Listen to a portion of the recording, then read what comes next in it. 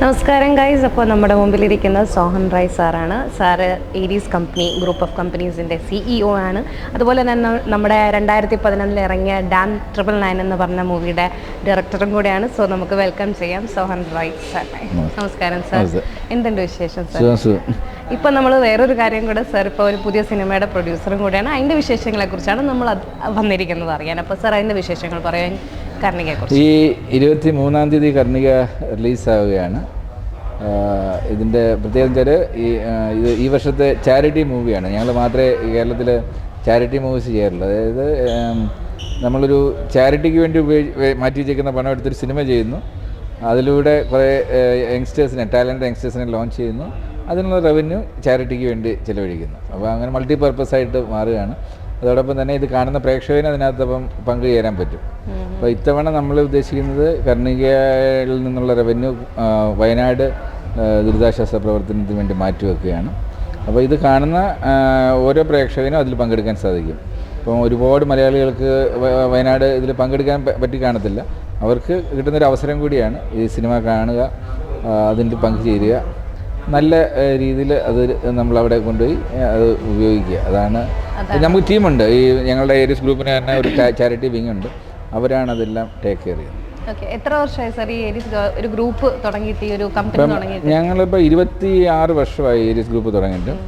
29 കൺട്രീസിലായിട്ട് നമുക്കൊരു 73 കമ്പനികളുണ്ട്. അതിനകത്ത് ഒരു 2700ഓളം സ്റ്റാഫ് വർക്ക് ചെയ്യുന്നുണ്ട്. എങ്ങനെയാണ് സാറിന് ഇങ്ങനെ ഒരു കമ്പനി തുടങ്ങാനുള്ള ഒരു പ്രചോദനം എന്തായിരുന്നു തുടക്കത്തിൽ? ഇല്ല, ഞാൻ ബേസിക്കലി ഷിപ്പ് ഡിസൈനറാണ്, നേവൽ ആർക്കിടെക്റ്റാണ്. ഓക്കെ. അപ്പം ഞാൻ ഗൾഫിൽ പോയി.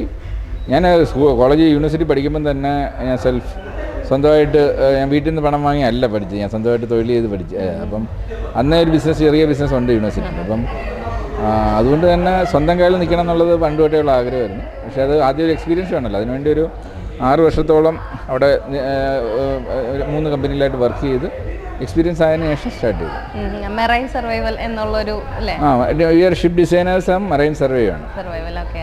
അപ്പോൾ എങ്ങനെയാണ് അപ്പോൾ സാറിൻ്റെ ഈ ഒരു കർണിക എന്ന് പറഞ്ഞ പ്രോജക്റ്റിനകത്ത് സാറിന് എന്താണ് സാർ ഇൻവെസ്റ്റ് ചെയ്തിരിക്കുന്നത്? I mean not as a financially അല്ല പറഞ്ഞത്, എന്താണ് സാർ കൂടുതൽ ഇൻവെസ്റ്റ് ചെയ്തിരിക്കുന്നത്? ഇല്ല, സിനിമ എൻ്റെ ഒരു പാഷനാണ്. ഞാൻ ഒരു 2011 ഡാം 999 ചെയ്തതിന് ശേഷം സ്ഥിരമായിട്ട് എല്ലാ വർഷവും ഏതെങ്കിലും മൂവി പ്രോജക്റ്റിൽ ഇൻവോൾവ് ആണ്. പലപ്പോഴും ഞാൻ പ്രോജക്റ്റ് ഡിസൈനറായിട്ടാണ് ഇൻവോൾവ് ചെയ്യുന്നത്. അപ്പോൾ ഇത്തവണയും പ്രോജക്റ്റ് ഡിസൈനറാണ്, പ്രൊഡക്ഷനും ഉണ്ട്, ഇതിൻ്റെ പ്രൊഡ്യൂസറും കൂടിയാണ്. പിന്നെ ഒരു പാട്ട് എഴുതിയിട്ടുണ്ട് സിനിമയ്ക്ക് വേണ്ടി. അപ്പം എൻ്റെ എക്സ്പീരിയൻസ് യങ്സ്റ്റേഴ്സിനെ കൂടെ ഷെയർ ചെയ്യുന്നു, അവരെ കൈപിടിച്ച് കയറ്റുന്നു. അതാണ് എനിക്ക് ഏറ്റവും ഹാപ്പിനെസ് കിട്ടുന്നൊരു സാധനമാണ്. ഈ കാര്യം ഞാനൊക്കെ ചെറുപ്പത്തിൽ സിനിമയിലേക്ക് വരാൻ വന്നപ്പോൾ കൈപിടിച്ച് കയറ്റാൻ ആരും ഇല്ലായിരുന്നു. അത് മനസ്സിൽ കിടക്കുന്നുണ്ടായിരിക്കാം. പുതിയ തലമുറയിൽ വരാൻ ആഗ്രഹിക്കുന്ന ടാലൻറ്റഡ് ആൾക്കാരെ കണ്ടു കഴിഞ്ഞാൽ അവരെ കൈപിടിച്ച് കയറ്റുക എന്നുള്ളത് എൻ്റെ ഒരു ഹോബിയാണ്. അപ്പോൾ അങ്ങനെ ചെയ്തൊരു പ്രോജക്റ്റാണിത്. സാർ പോയറ്റും കൂടെ ആണല്ലോ, എഴുതുമല്ലോ. അപ്പോൾ സാർ എഴുതാനായിട്ട് എന്തായിരുന്നു പ്രചോദനം? ഇല്ല, ഞാൻ സ്കൂളിൽ വെച്ചിട്ട് തന്നെ കവിത രചനയ്ക്കകത്തുള്ളതാണ്. പിന്നെ ഞാനൊരു 100ഓളം ഗാനങ്ങൾ സിനിമകൾക്ക് വേണ്ടി ആൽബത്തിന് വേണ്ടി ചെയ്തിട്ടുണ്ട്. ഇപ്പോൾ ഇന്ത്യയിൽ നിന്ന് തന്നെ ആദ്യമായിട്ട് ഓസ്കാറിലേക്ക് പോയ 3 സോങ് ഞാൻ എഴുതിയ സോങ്സാണ്. അതിനുശേഷം ഇപ്പോൾ ഒരു 6 വർഷത്തിൽ കൂടുതലായിട്ട് every day I write a poem. അതൊരു വേൾഡ് റെക്കോർഡാണ് ആക്ച്വലി, വിതൗട്ട് എനി ബ്രേക്ക്.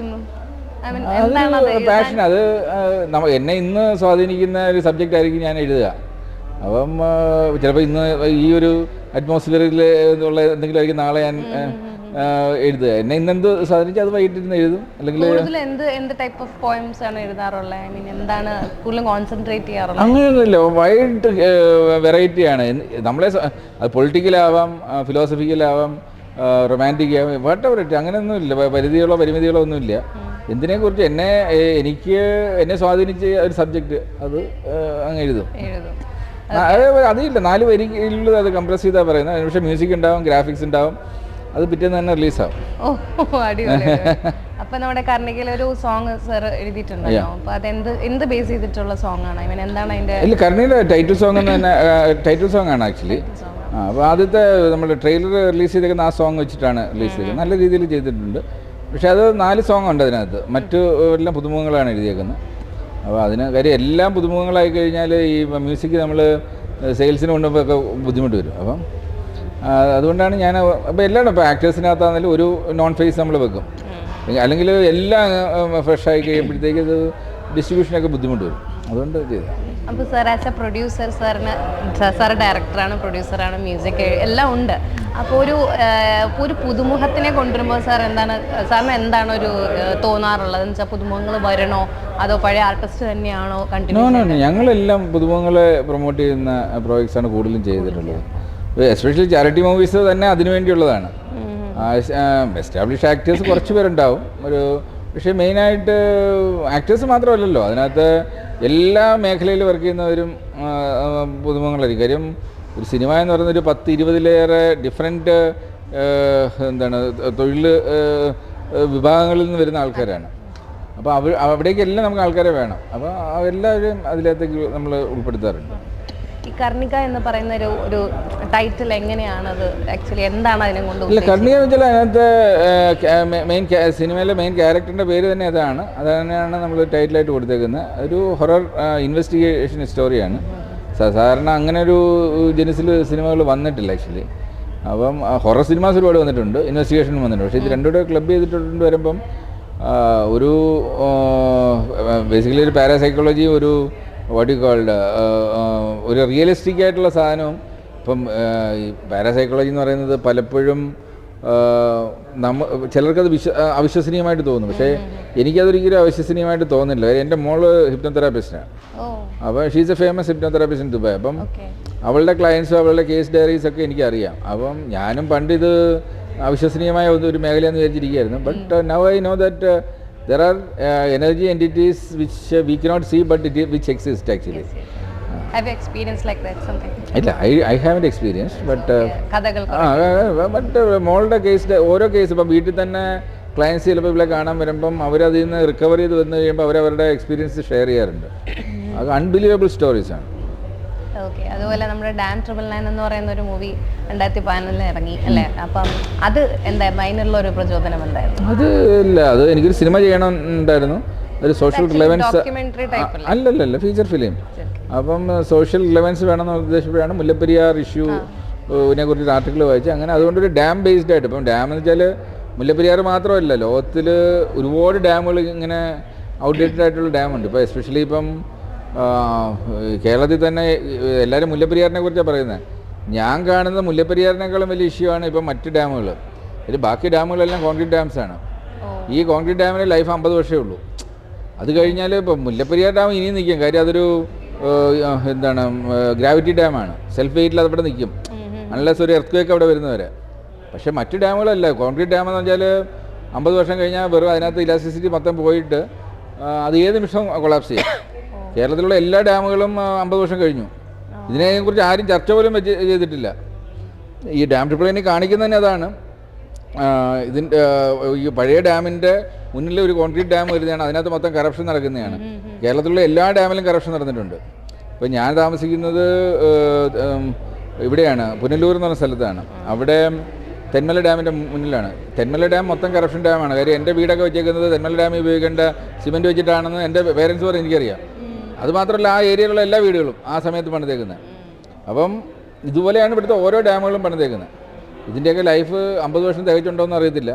ഇതൊക്കെ ഓൾറെഡി 50 വർഷം കഴിഞ്ഞു. അതുകൊണ്ട് ഞാൻ കരുതുന്നത് മുല്ലപ്പെരിയാറിന് മുമ്പേ മറ്റൊരു ഡിസാസ്റ്റർ ഉണ്ടാകുന്നതാണ്.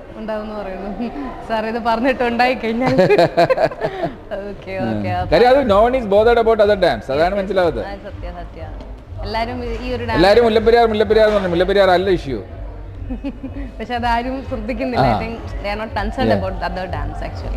ഓക്കെ. ഇനി അതുപോലത്തെ പ്രോജക്ട്സ് സാറിൻ്റെ പ്ലാൻ ഉണ്ടാവും? ഈ ഡാം 999 പോലത്തെ എന്തെങ്കിലും?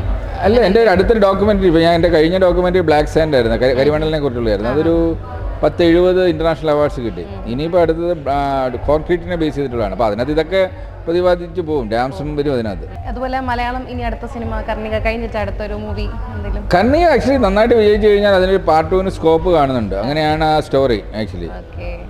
അപ്പം ഡിപ്പെൻസ്, അത് ജനമാണ് തീരുമാനിക്കേണ്ടത് വിജയിപ്പിക്കണോ വേണ്ടേ എന്നുള്ളത്. Okay, thank you so much sir. പിന്നെ അതുപോലെ സാറിന് പ്രേക്ഷകരോട് എന്താ പറയാനുള്ളത് കർണിക എന്ന് പറഞ്ഞ സിനിമയെക്കുറിച്ച്? കർണിക ഇതുവരെ ഞങ്ങളുടെ സിനിമയായിരുന്നു, ഇനി നമ്മളുടെ സിനിമയാണ്. കാര്യം ഇത് വിജയിപ്പിക്കേണ്ടത് ഇനി നിങ്ങളുടെ ഉത്തരവാദിത്വമാണ്. കേരളത്തിലെ ഒരു വലിയ ദുരന്തത്തിന് ഒരു കൈത്താങ്ങാവാൻ നിങ്ങൾക്ക് കിട്ടുന്ന അവസരമാണ്. അത് നിങ്ങൾക്ക് പോയി കാണാൻ സമയം കിട്ടിയില്ലെങ്കിൽ മറ്റാരെങ്കിലും ഒരാളെ അയക്കുക, വന്ന് കാണട്ടെ. അതിൽ ഒരു ചെറിയ സഹായം, നമ്മളുടെ ഒരു നേരത്തെ ഭക്ഷണത്തിൻ്റെ തുക അവർക്ക് വേണ്ടി വിനിയോഗിക്കുക. സിനിമയെക്കുറിച്ച് കണ്ടിഷ്ടപ്പെട്ടാൽ നല്ല 2 വാക്ക് ആരോടെങ്കിലും പറഞ്ഞ് 2 പേരെ കൂടെ അതിനകത്തേക്ക് പറഞ്ഞയക്കുക. ഇത് തന്നെയാണ്. പിന്നെ ഓണം വരികയാണ്, എല്ലാവർക്കും ഓണാശംസകൾ. Thank you so much sir, ഇത്രയും നേരം ഞങ്ങൾക്ക് വേണ്ടി സമയം